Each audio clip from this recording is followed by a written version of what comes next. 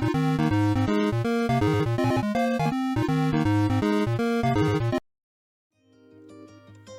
hello everyone, I'm John from Nicknin Gaming, and I have seen many questions about how do you handle your canvas to allow multiple different resolutions in Unity.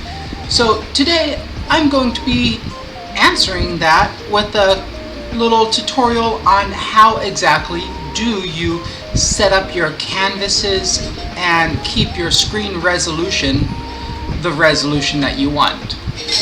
So the first thing to do is when you go to your game, you want to, now this is a blank Unity project, when you go to your game, if you drag it out, you see a few things here. So first, game is, is it a game or simulator? What display is it going to display on? But those are perfectly fine to be left blank until you want to go into the more advanced topics of Unity. The next thing is your resolution of your game demo. Currently, I am viewing this on a 1920 by 1080 portrait simulator. So this kind of simulates the 1920 by 1080 resolution, which means everything that I see here in this game part will be what you see on a 1920 by 1080 portrait screen. If you don't see a resolution that you like, then you can by all means click the Add New Item Plus button and type in the resolution that you want and give it a name or a label. You can even set the aspect ratio. For example, this is a 16 by 9 aspect ratio, and one of the things that the Google Play Console Store requires is for you to follow certain aspect ratios. But going by 1920 by 1080 can achieve this as well. Now, as you are testing, I highly recommend going to Free Aspect, which will set the aspect ratio of your screen to the current size of the game screen in your Unity project or Unity editor. And we'll play with these things as well. To talk about the different things, Scale will let you zoom in case you want to get a closer look at something. The Play Focused Maximized or Unfocused is what happens when you click the play button or press the play shortcut, which is one of the function keys. I believe it might be function 10, but I like clicking the button as it is so I know when I press it. Okay, now Play Focused is it's going to play inside of your game scene in your Unity editor. Play Maximized, it will take up the whole scene, and Unfocused is kind of like focused, but it starts unfocused. Then you have this little mute audio or play audio button here, and that will either play or mute any sound that you have in your game. So for me, I like to add little SFX and music to my games, but while I'm testing, I don't want to constantly hear that music. So I can turn that off. So if you are testing your audio, make sure that this is actually turned on. Now let's get into the meat of things. I'm going to change my aspect ratio back to the 1920 by 1080 portrait for now. You'll see these black bars, which just show that this is where it's not rendering. But let's go into our canvas. So I'm going to right click in my hierarchy. I'm going to go to UI, and you can click on any of the UI elements, and if you don't already have a canvas in your hierarchy, it will create a new canvas. So if I click image, it creates a canvas, an image, and an event system. Let's delete these. And if I click any of the other ones, it would do the same thing. But if I just click Canvas, then it only creates a canvas and an event system. So let's talk about these. The event system is something that you must have, and you must only have one per scene. One per main scene. So if you have additive scenes, which I can talk about later, you should not add event systems to your additive scenes unless that will be the only one with the canvas. In fact, it might be best to create a don't destroy on load script that keeps your event system and then destroys all other event systems. And you can find event systems by searching for the name event system. You can search for the script, or you can add tags to all of your event systems, but that can become very tedious. And if you miss a single tag, then you can have infinitely many event systems. Now onto the canvas, you have the main canvas script, which comes with a render mode. You can have it as overlay, canvas, or world space. I've used all three of these, so the screen space overlay means it's going to take up the entire length of the screen that you are working with. Screen space camera means that this will only be displayed on a single camera, and world space is more for a 3D game where you want to add maybe some text, because while you can add images to a 3D game using the sprite renderer, you cannot add text to your sprite renderer. So that's why you would want a canvas and world space. Be careful with the canvas and world space, however, because the scales can be crazy, and you might need to set your components to like have an image width of 0.1 or something very tiny like that instead of a 200 pixel image. You can also have pixel perfect, sort order, what display does it render on, and then additional shader channels. And shaders are just the complex Unity way of showing special images with colors, and that's far outside of the scope of this demo. What you really want to pay attention to is something called the canvas scaler. We see the UI scale mode, where you can have your canvas at a constant pixel size, which means it will always be this number of pixels. And perhaps you might want that for a pixel game, but I prefer to go with the scale with screen size. You can also do a constant physical size, which will fit the screen's DPI. That's something like displayed pixels per image or something like that, but I use the scale with screen size. Then you set the reference resolution that you want your canvas to be at. So the best thing to do would be to match the resolution that you want to display your game at, which for me would be 1920 by 1080. And since it's portrait, 1080 is the width, or the X, if you think of an XY grid from your geometry or basic algebra classes. So I would put not 1920, I would put 1080 in the X and 1920 in the Y. Alright, so now that we have the reference resolution to the resolution that we want our game displayed at, the next thing is the screen match mode.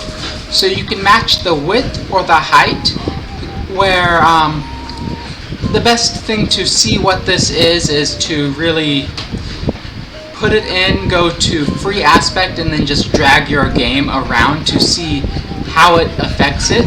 But pretty much this is how it stretches things to fit. Then you have expand and shrink. I don't like shrink because it makes things pretty small. So I usually use expand, and then I just keep the reference pixels per unit just at 100. But this is more for the people who are more creating their own assets. So in Unity, if you make or in Photoshop or GIMP, if you make a 300 by 300 image, you can also set the pixels per unit reference as well. But I will keep that the same, and it's pretty safe to keep it the same. Then you have a thing called the Graphics Raycaster, which will capture your mouse clicks. So if you ignore the reversed, here, let's try to drag these out so I get the full name. So ignore reversed graphics is like when you have an image with a negative width or negative height. Now just kind of ignore it. Otherwise it would display them in a weird backwards way. And then the blocking objects and blocking masks, you can ignore those. They're more for the more advanced changings of Unity that, as someone watching this video, you wouldn't really have to worry about. So in summarization, the main things would be the keeping your game at the resolution you want, setting your canvas scaler to scale with screen size with the reference resolution, and the screen match mode to expand. And make sure that you have your event systems, because the event systems will allow your on-click functions, on mouse over, your eye pointer events, and your buttons to function, and sliders and text, input fields, things like that. So let me go through, and I want to talk a little bit about dealing with your images and texts. So right now we see that I have an image. It's in the center middle of the screen, and it has a constant pixel size of 100 width and 100 height. So if I go to free aspect, we see that it's there at 100 by 100, but as I drag my game scene around, we see that it, is constantly in the very center of the screen, and it has a constant size of 100 by 100 relevant to the 1920 by 1080. Let me see if I can add a nice sprite to this from my library of sprites. Okay, something like this might be good. Now, if I want to go here, we'll quickly talk about the rect transform a bit more. So the rect transform is how you display your items, your UI items, your game object, even if it has no scripts on it like an image script or a canvas renderer script, it still will use a rect transform to tell it where is it displayed, as well as the anchors and pivots. Now, instead of playing with the anchors and pivots, which can get very messy very fast, I recommend using this little middle center box at the top left of the rect transform. If you click on it, this box is called the anchor presets box, and you can see that we see these two red lines and then the yellow point. The two red lines is where is it centered horizontally and vertically, and then the yellow point is where is the center of our object. So these would be like the pivots. The yellow point is like the pivot, and then the red would be more like the anchor. So if I click this, we see that everything is moved to the top left. I guess since my video is mirrored, it would be the top left over here. That way, this tells us we are 899 pixels from the left and negative 960 pixels from the top.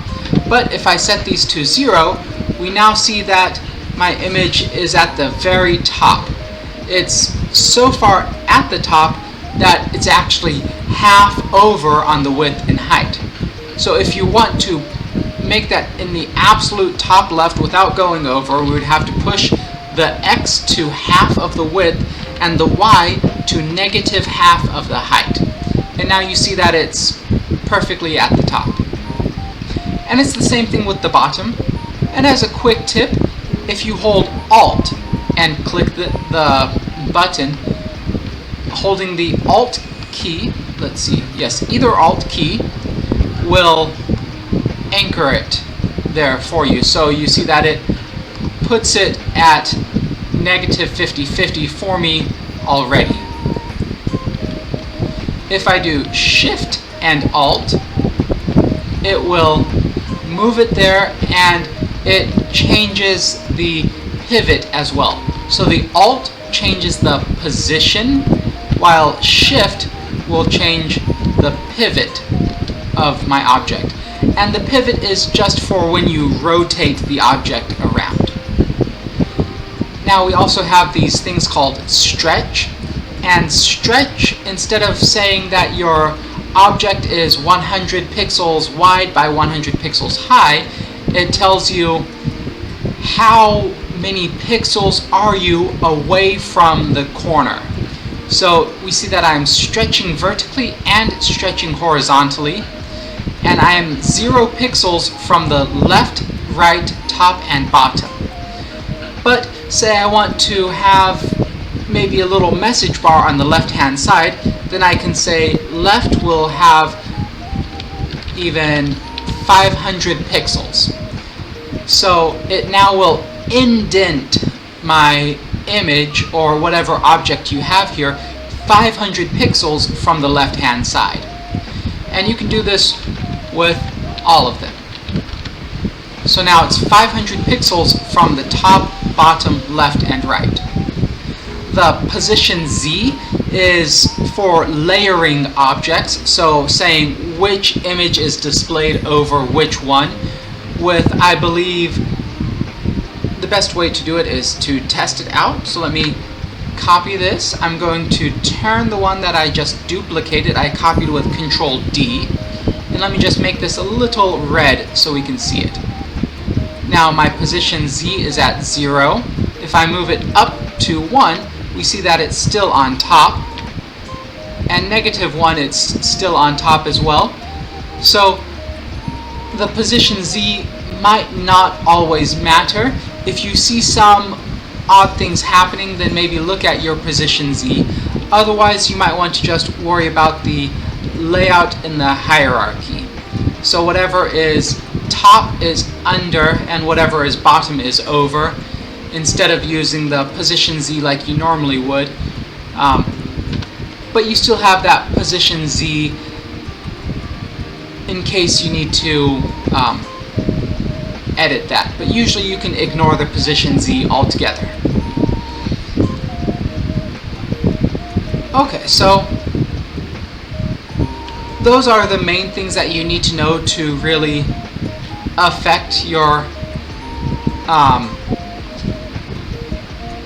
canvas and the items in your canvas. Is really your anchor presets of setting it in the middle using the position with your width and height, or setting it to stretch, or however else you want to. Alt Shift, there we go. So, and you can see Alt will set the position and Shift will set the pivot. Okay, I believe I've covered everything here, and as long as you follow these, you will get the same resolution of screen no matter what you do. Now, we see here that where my screen was before, about here, we don't see the image underneath because it's, it shares the same width.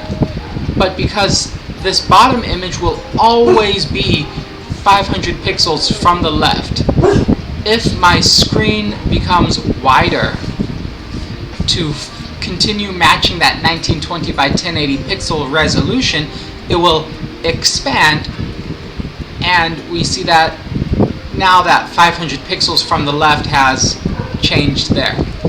So it's really up to you to decide which objects do you want to keep at a constant pixel size and which objects do you always want to fill the bottom.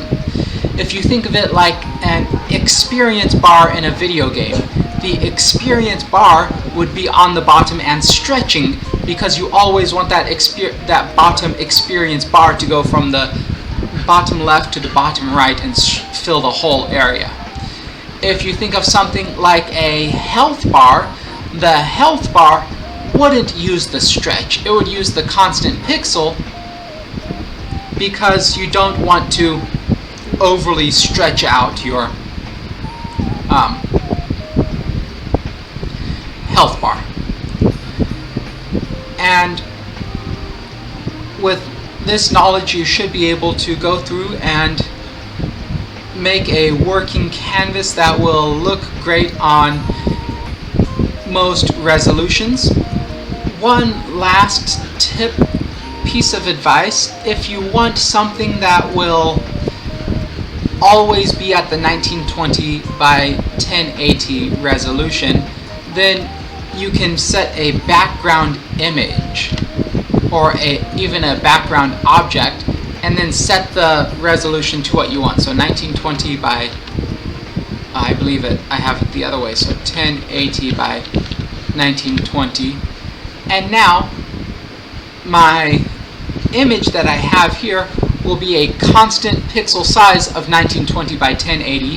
So even if my canvas increases by dragging things around, it will still keep that resolution, much like you saw how Unity handles it when I use a specific aspect.